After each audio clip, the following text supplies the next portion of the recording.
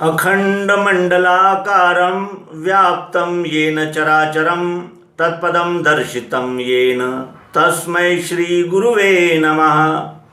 अज्ञानान्धस्य लोकस्य ज्ञानाञ्जनशलाकया चक्षुरुन्मीलितं येन तस्मै श्रीगुरुवे नमः।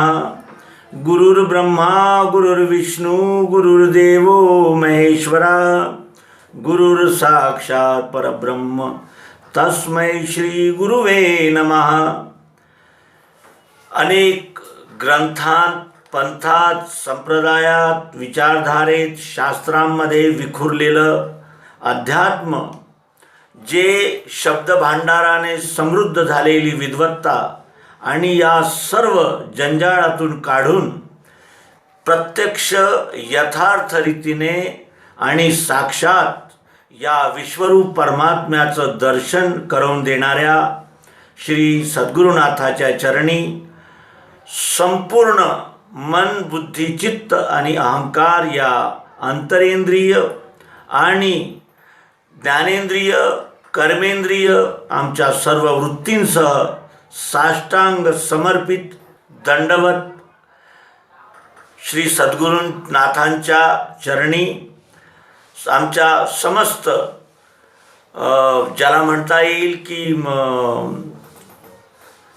मनोकामना आणि मनोवृत्तींचा याने ठेवा समर्पित करीत आणि निर्मळ मन, सात्विक बुद्धी, प्रशांत चित्त आणि सत्याला जाणण्याची तीव्र जिज्ञासा घेऊन उपस्थित अहंकारासह या सद्गुरुनाथाच्या युक्तीचा आम्ही आस्वाद घेणार आहोत। सर्व भाषेमध्ये आणि सर्व दिशांमध्ये एकाच ईश्वराचा शोध सुरू आहे, पण त्या ईश्वराचं साक्षात प्रत्यक्ष दर्शन सद्गुरुनाथांशिवाय आणि सद्गुरुनाथांनी दाखवून दिलेल्या मार्गाशिवाय शक्य नाही, असं श्रीमद भगवद्गीतेमध्ये भगवान श्रीकृष्ण अर्जुनाला सांगतात की मी वेदाने आणि अनेक प्रकारच्या कर्मकांडाने प्राप्त होत नाही अर्जुना, मी केवळ सद्गुरूंनी दिलेल्या युक्तीनेच पाहिला जातो, जाणला जातो आणि आत्मसात केला जातो, असा मी विश्वरूप परमात्मा आहे। आणि या विश्वरूप परमात्म्याचं प्रत्यक्ष यथार्थ साक्षात दर्शन आणि अनुभव ज्या युक्तीद्वारे होतो ती युक्ती सद्गुरू भगवान श्री मायानंदजी चैतन्य यांनी एक अत्यंत छोटेखानी ग्रंथामध्ये नमूद करून ठेवलेली आहे। आणि ही युक्ती पद्यामध्ये आहे आणि अत्यंत संक्षिप्त असल्यामुळे ही सतत आमच्या जिभेवर खेळत राहिली पाहिजे। आणि जर ही युक्ती आमच्या जिभेवर सतत खेळती राहिली तर एक दिवस त्या युक्तीचा जो प्रभाव आहे, स्थायी समाधान आणि अखंड शांती, ती आम्हाला प्राप्त झाल्याशिवाय राहणार नाही। तर त्या सर्वांग योगाला आपल्यासमोर प्रस्तुत करीत आहोत आणि या युक्तीविषयी आपण यापुढील एपिसोड्समध्ये विस्तारानं जाणणार आहोत। तेव्हा ती युक्ती आपण जशी आहे तशी ॲज इट इज आपण ग्रहण करूया। ओम तत्सत।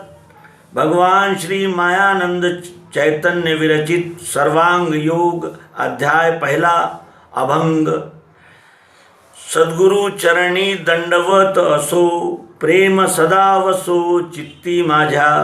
आचार हा स्थूल मुमुक्षुने केला, मग जे बोलिला ऐकावे ते। श्रुती स्मृती शास्त्रे सर्वही पाहिली, यथाविधी केली कर्मे त्यांची। परंतु मनाचे समाधान नाही, याला युक्ती काही सांगा स्वामी।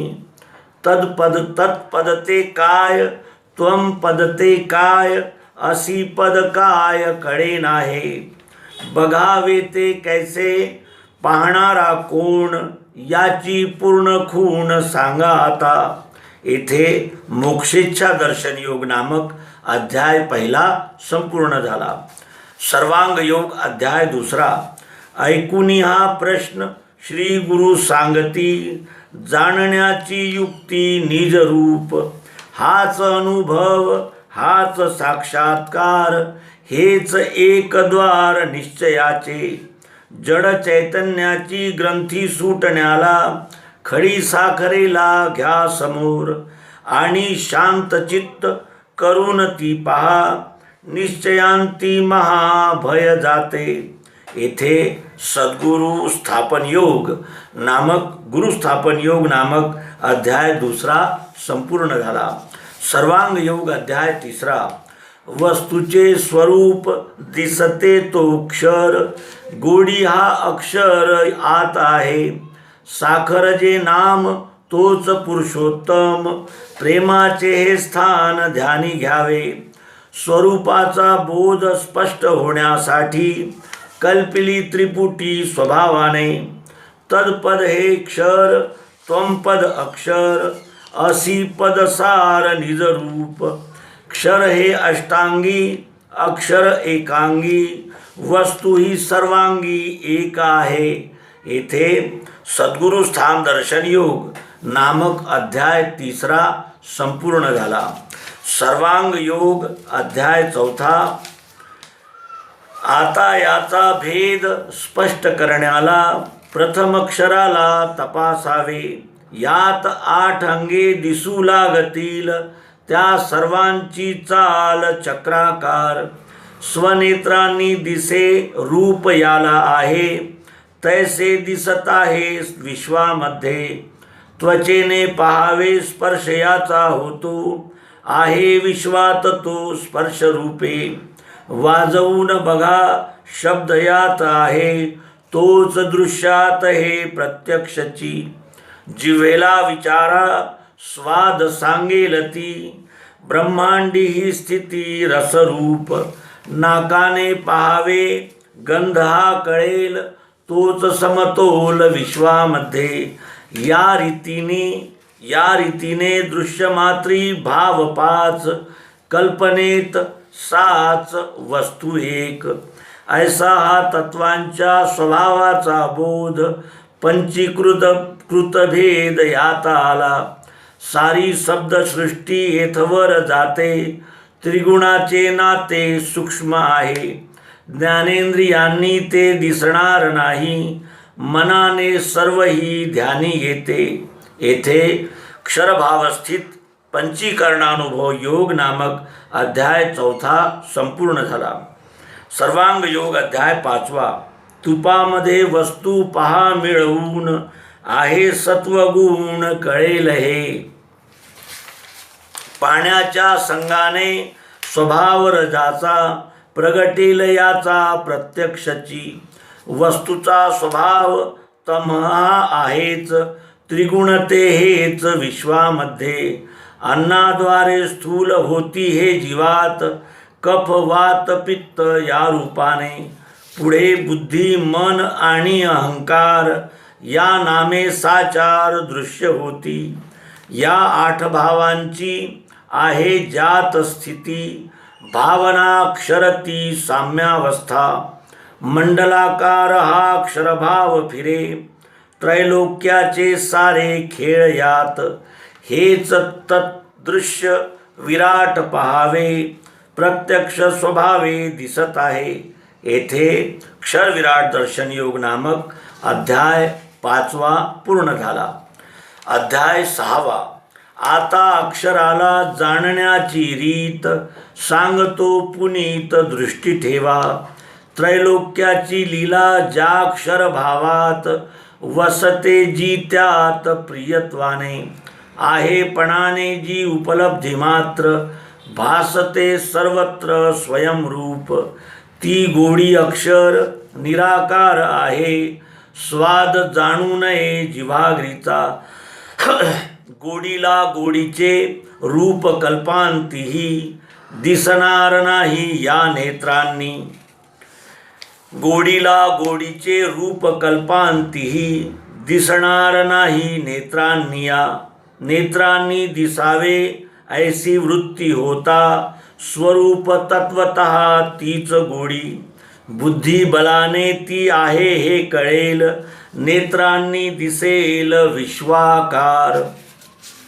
शब्द स्पर्श रूप रस गंध गुण यांचे अधिष्ठान साम्यावस्था, तिच्यामध्ये गर्भरूपाने जी वसे, ज्ञानियांसी भासेत साक्षीत्वाने, हाच निराकार ईश्वर प्रसिद्ध, वसे नित्य शुद्ध विश्वामध्ये, त्यात सर्व शक्ती हे ध्येय वेदांचे, उच्चारिता वाचे ओम संज्ञा. येथे अक्षरानुभव योग नामक अध्याय 6वा पूर्ण झाला. सर्वांग योग अध्याय 7वा. पहा आता पुढे जेथे बुद्धिबल, विश्रांतीचे स्थळ हेच म्हणे, तेच निजरूप पुरुषोत्तम स्थान, सांगतो ही खूण सद्गुरूची.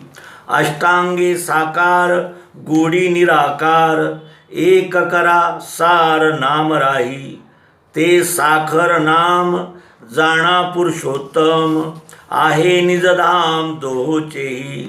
तोच हे साकार तोच निराकार, दोहीचा आकार तोच एक. एका वस्तूमध्ये कल्पना या तीन, जाणताच लीन वृत्ती होते. मग निजरूप विश्वाकार दिसे, द्वैतरूपी पिसे लया जाय. ऐसी ज्याची बुद्धी सदोदित राही, तोच अनन्य ही वेदवाणी. येथे पुरुषोत्तम योग नामक अध्याय 7वा संपूर्ण झाला. सर्वांग योग अध्याय 8वा. यावरी भक्तीचे पीक उगवते, अकर्मद्वारे ते दिसू लागे. हीच पराभक्ती आहे श्रेष्ठ मुक्ती, हिने सर्व वृत्ती मावळती. लीन होता वृत्ती मद्रूपी मिळाला, मग नाही त्याला जन्म मृत्यू. दिव्य दृष्टी छाया सर्वांग योगाला, नित्य म्हणे त्याला फल लाभे. योगक्षेम त्याचा सुखाने होईल, शेवटी मिळेल माझ्या रूपी. अक्षरे 1333-60, अभंग हे 8 अध्यायिया. मायानंदाने ही निज खूण दिली, जेथे स्थिरावली तोच धन्य. येथे अनन्य भक्ती योग नामक अध्याय 8वा संपूर्ण झाला. मित्रांनो, सद्गुरू युक्तीद्वारे अध्यात्माचा शोध, बोध, साक्षात अनुभव आपण यानंतरच्या एपिसोड्समध्ये करणार आहोत. आपणा सर्वांना पुनश्च विनंती आहे की आपण शेअर, सबस्क्राईब आणि लाईक करून आम्हाला उत्साह द्यावा आणि हे ज्ञान जनसामान्यापर्यंत पोहोचवण्यात आमची मदत करावी, अशी पुन्हा विनंती करीत नर्मदे हर. सद्गुरू भगवान की जय. विश्वरूप परमात्मा की जय.